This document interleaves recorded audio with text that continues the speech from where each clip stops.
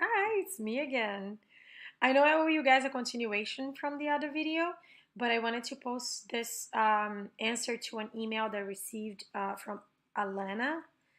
I've been trying to email back, but I've been so busy. I just came back from Mississippi from training, and I've been doing some schooling stuff that I wasn't able to do while I was in training, so I haven't had time to go to message you back. And I decided just to make a video and answer your email because I think that a lot of the questions that you have here are very good for other prior service, just like yourself.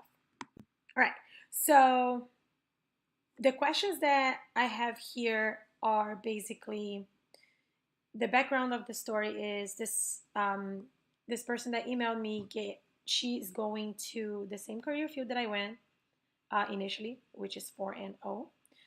She's just like me. She's prior service, and she had some questions. So the first question she has is about waking up in the morning and working out with the dorms students, and then how long is the training? Because she says that I mentioned it was about a year, but she has heard that the whole process lasts 6 months, tech school and on the job training or OJT. She's in school, so she's just trying to figure out that timeline. Also, she knows that I mentioned that there's a break in training after some phases, and she wanted to know how does that work?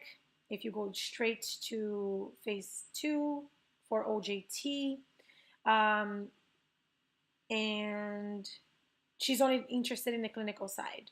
So I'm gonna try to dissect this email into parts because if I break into parts, I'll be able to answer the questions a little easier. So I am assuming that the person that emailed me is a reservist, just like I am.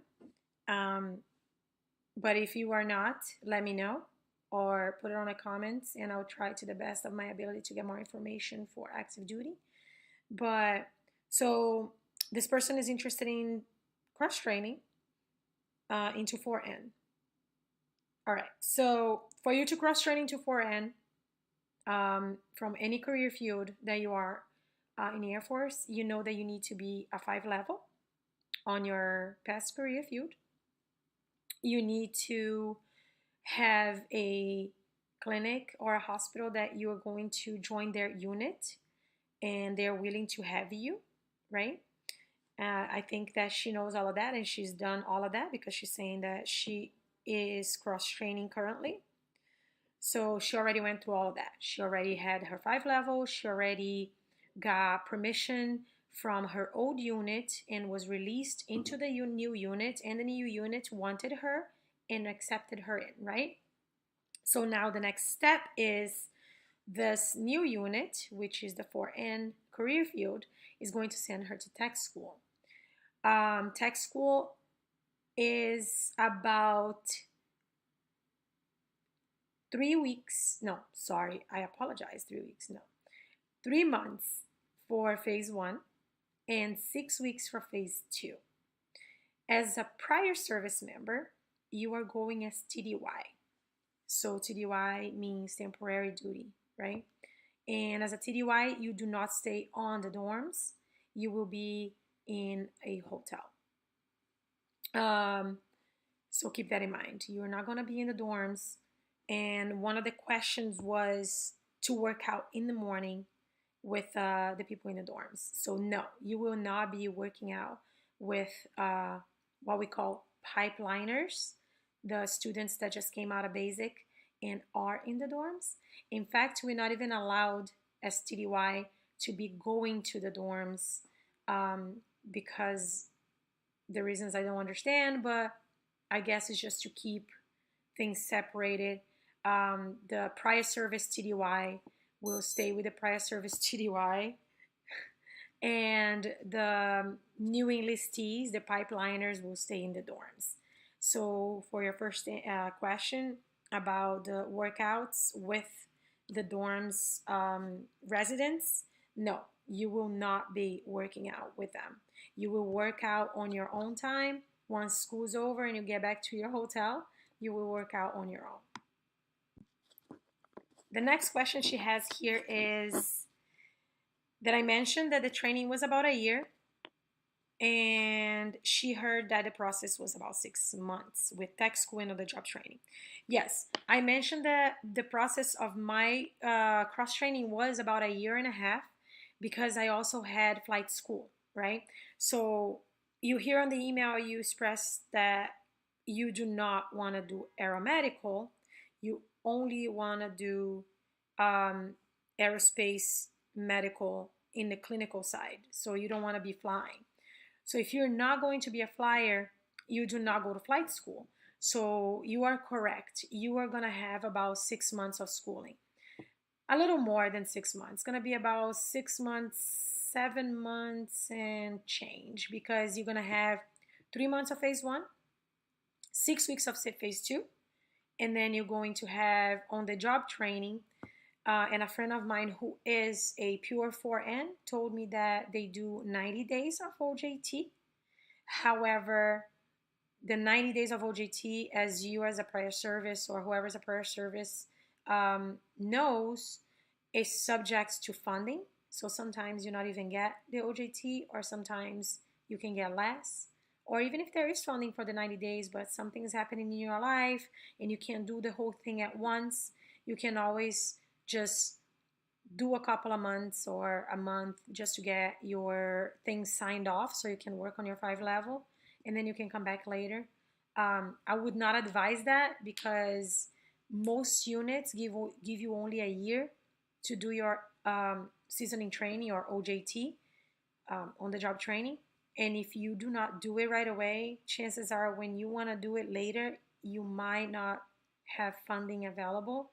So if you are interested in getting the whole experience and the most out of it, you should definitely do your on the job training all 90 days if possible, if available to you. And if not, you can work things out with your unit. But yes, overall, you are correct. It's about 6 months, 7.5 months for pure 4N. The next question, and well, the camera was working really bad. I really apologize for the beginning of the video. But now it seems to be better. I'm happy. Now, let me move on. So, she says I'm in school, try to figure out the timeline.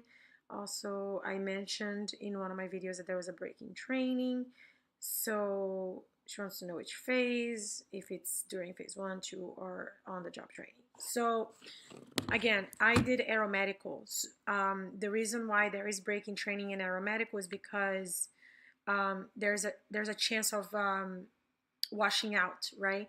So when you go to 4N school, if you don't pass the NREMT, the computer and the skills, you may wash out and go to another career field.